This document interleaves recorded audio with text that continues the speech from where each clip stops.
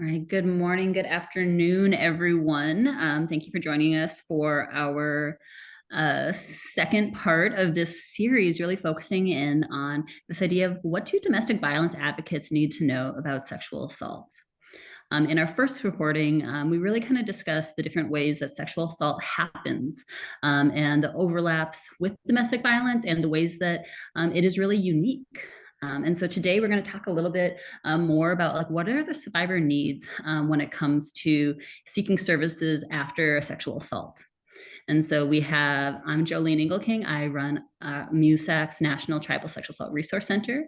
And with us, we have Ingrid, who is our policy director, Becky, who is our communications and design specialist, and Shayla, who is in charge of our Elevate Uplift TA project. And so we're just going to have a little conversation today. And yeah, so I'm just going to throw this out there as kind of our first question. I'm really thinking about what are the needs of survivors of sexual assault, particularly when thinking about seeking from dual or multi-service agencies.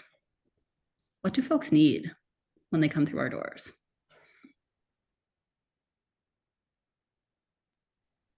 In respects to the holistic healing and, really utilizing the multi-service and tribal organizations, like being a good relative and really getting in connections to their healing practices or what they really view that looking like.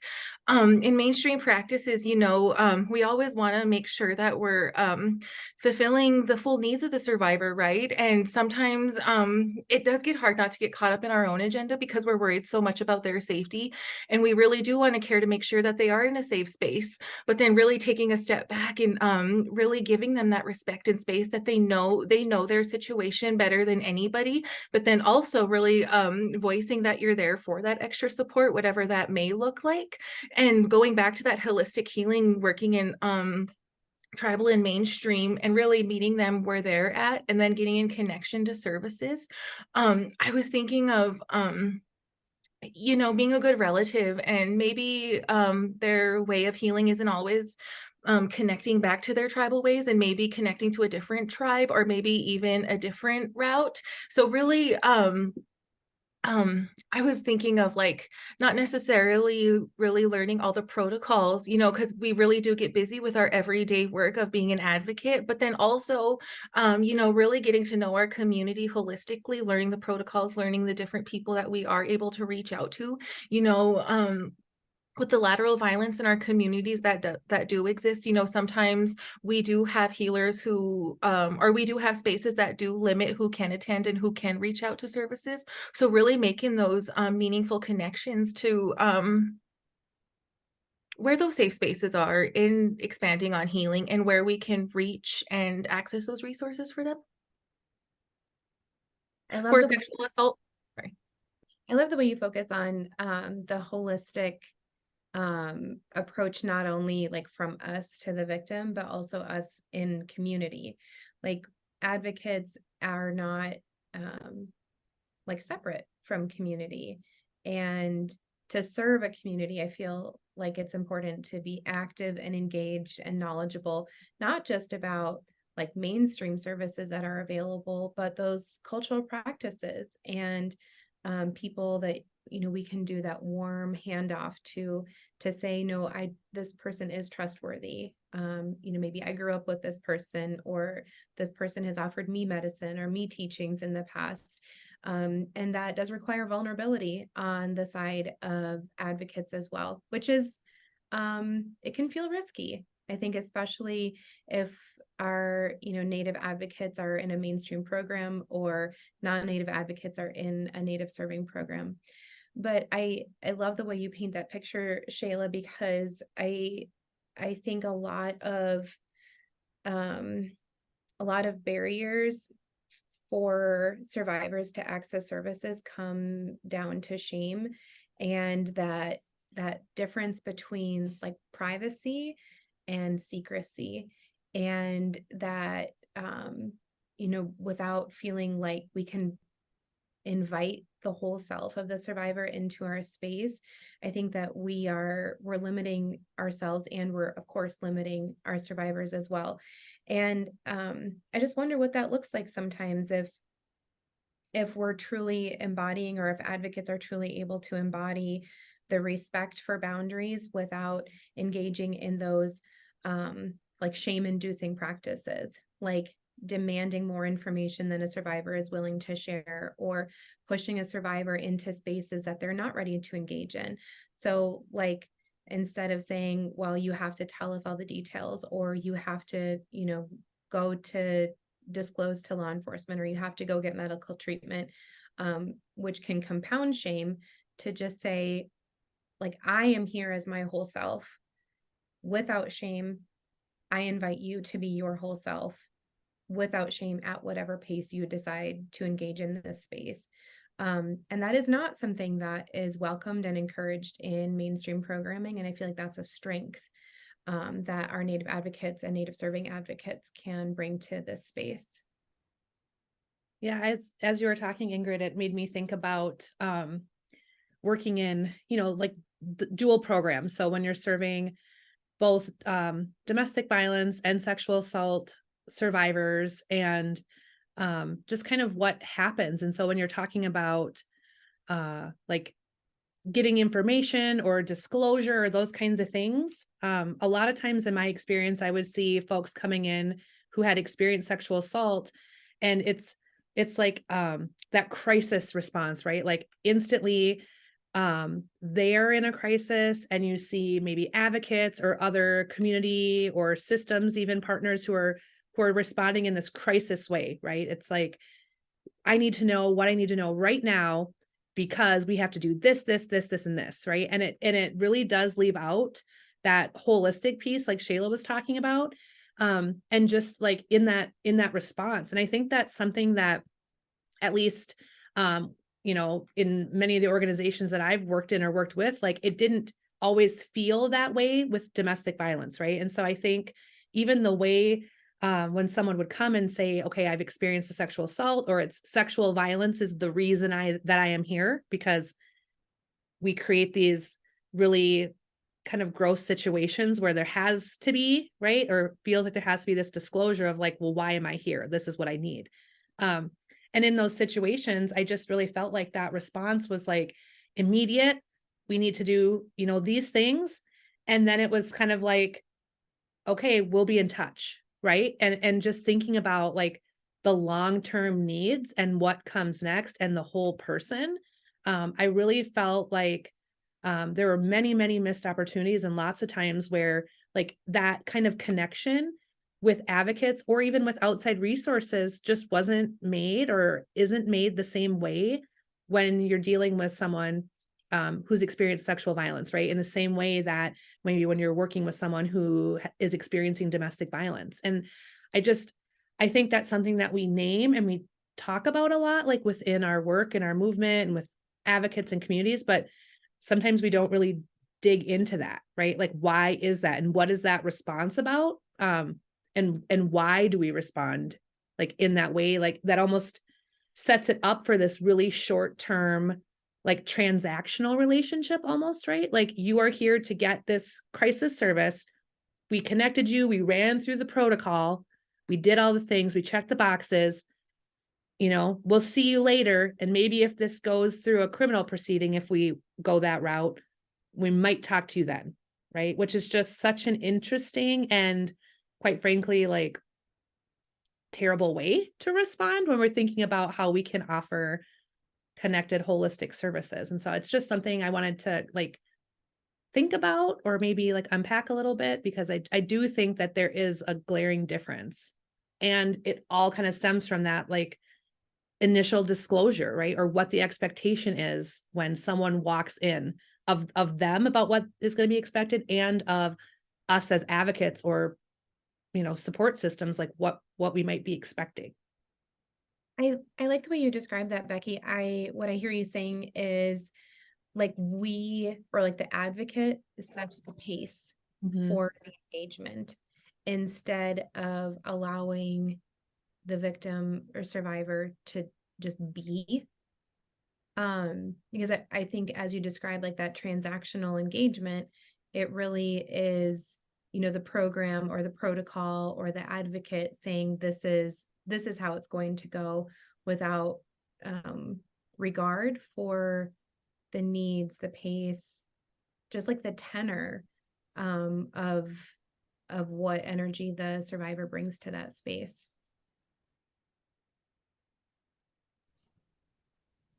I really liked how you mentioned that, like working in working in like crisis, you know, but then also how how can we strengthen our services for that better long term, you know, instead of when they do come through our doors, or when we do meet them, wherever we do meet them for intake or crisis line call, for sexual assault, and in the dual programs where they serve both domestic violence and sexual assault, you know, like as advocates in respects, I know that we're all spread very thin, you know, just with the high with the high workload, and you know, with a high overturn, so like in respects to those factors, but then also how do we expand on that healing, you know, instead of like I said, how not necessarily working on our own agenda, but when they do come in, like really being focused, like, okay, you got housing, okay, you're safe now, and it's like, okay, check, done. And then but then also that long term, like how can we keep that relationship ongoing, you know, healing isn't a one-time visit, healing isn't okay, you're done, you're healed, and it's like healing is an ongoing, it's ongoing work. And um yeah, like putting that into, or like how do we put that into our work?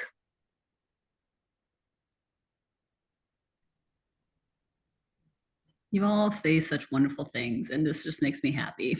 Um, I can and so see what I'm Jillian's wheels turning as we're talking.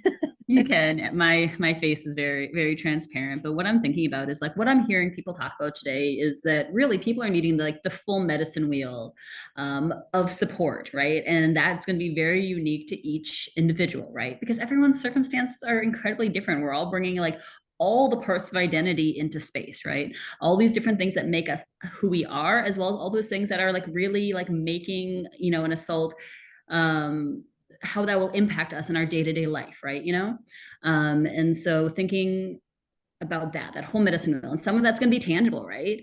I've also heard like some people be like, oh, sexual assault survivors of sexual assault don't need, you know, like tangible things, and I'm like, oh, but they do, right? You know, people need help with locks, people need, honestly, sometimes even just like a little bit of clothes, even if it's not directly related to, you know, the sexual assault, it is something that will really help set the tone for healing and maybe even justice later on, right? You know, so these things that we can't even imagine, because we can't create that. We cannot create a single, like a sole menu of services that's going to encompass everything that survivors need, right? You know, we can't have these check boxes. And I think that, you know, in the next call that we'll have, that's really what we're going to explore, is moving beyond those check boxes and thinking truly about what can our programs and what can our advocates do to be supporting survivors with all these things. Where are those adjustments? How are we doing better embedding culture in everything from the way that our organizations are formed to the way that we live out our, you know, practices, our protocols, and all of those things that are in between.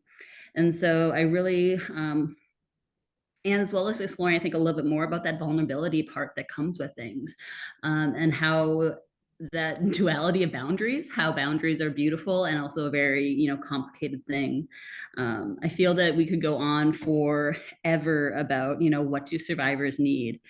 Um, but I wanted to just kind of do like one more loop around if there was things that people had popped up, and then, yeah. Yeah, definitely. When we were talking about, you know, what do survivors of sexual assault need, and I was just also thinking of like that not only community building, but then also outsourcing, and for tribal communities that do need to reach out for, you know, many of miles, or cities that have emergency services that they do need to get in connect with. And then I was also just thinking of bridging those gaps, and then educating on the unique ways that safety planning looks like in tribal communities and tribal families, and really educating all advocates on that, not just on tribal reservations, but, you know, like the different safeties and the different the unique ways sexual violence and domestic violence happens in tribal communities, and what I mean, and get better into explaining like when someone does report, you know, really teaching that in a tribal community, like all families get involved. You know, we have families who sit on the police, we have families who sit on tribal council. So really understanding those connections and how those affect, like, how those affect reporting, how those affect getting in connection with justice, getting in connection with resources. And then sometimes our survivors do reach out of reservation or to towns far away because of the unique retaliation or just the different safety barriers, you know, even getting in connection to ceremony, or when you just want to attend a sweat, maybe your abuser or your assaulter's family's running it, or maybe they are there, or maybe their loved ones are the ones helping run it, you know? So really educating on the uniqueness of the safety of what it really does look like when you do want to report, or even when you want to voice, or even how it does look in preventing and understanding how violence works in our communities and with our tribal families. And Yeah. love how well you're able to describe those different dynamics, Shayla, because I feel like a lot of what we've talked about today essentially comes down to the fact that we must be receptive, like our service providers, advocates must be receptive and able to listen. A lot of times I feel like protocols and even secondary trauma inhibit our advocates from being able to really hear and parse out the needs that a survivor is describing. And what do we do when the needs don't fit into the checkbox or don't fit, you know, into the list of things that we're used to hearing?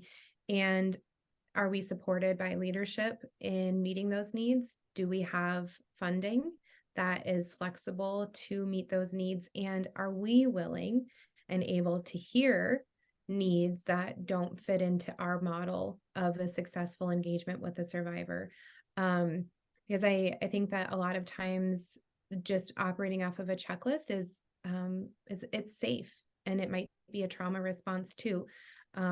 Like instead of tuning into all the details and really entering in to a deeply empathic or empathetic engagement with a survivor, we stick to the list because that's safest, and we don't have to open ourselves up and be vulnerable to that interaction as well. Thank you for sharing that, Shayla.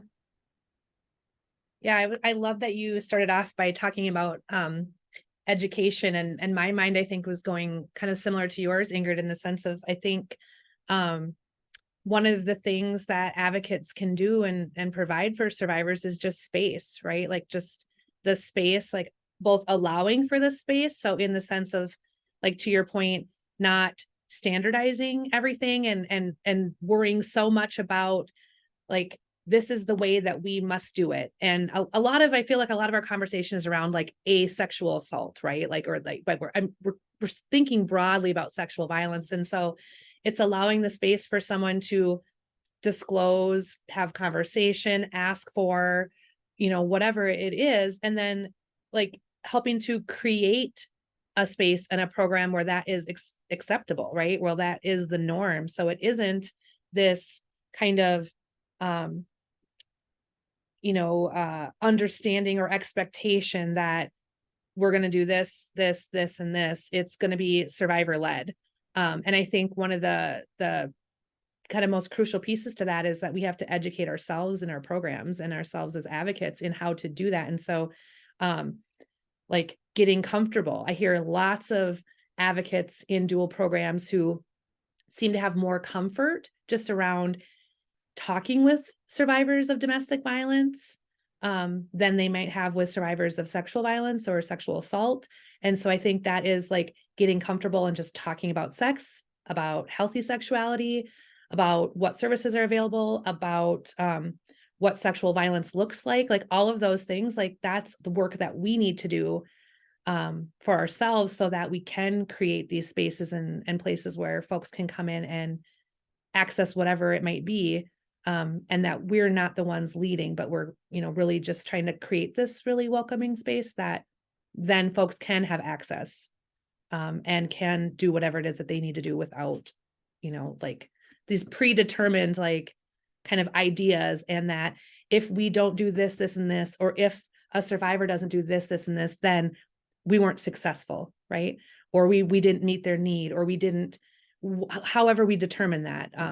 But yeah, that's kind of where my mind went. So I think I'm excited to have more conversation around this because there's so much we could say, but I know I have my even though we prepared for this call, I still have this like giant list of like, oh, this is from the next call. I thought this was going to be a 3-part series, but I have a feeling that it's going to be a little bit more than that. But truly, I mean, I want to thank you all for sharing kind of like your insight and your expertise on really what do survivors need. And it feels like we're barely scratching the surface, right? Because there's so much that we all need as humans, right? You know, that we need as individuals to, you know, after, you know, like a specific incident, as humans after, you know, a lifetime of violence, and what can that really look like as community, as relatives, as we are not just in this alone. And so I want to thank you all for being a part of this call, and thank you all for listening. Miigwech, and have a great day.